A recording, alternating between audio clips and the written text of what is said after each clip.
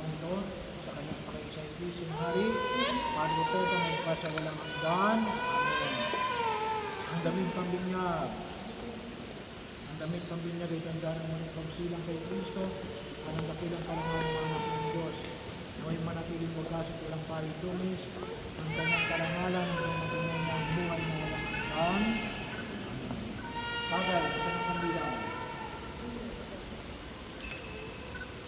Ang ilaw nito ay tanda ng iwanag ng Kristo, ang tinanggap ng bagong binyag, patuloy ng mga magulang ng mag-ina, ay mag-aaral sa kanyang puso-diwa hanggang sa pagkagalit sa Kristo ng ating Panginoon.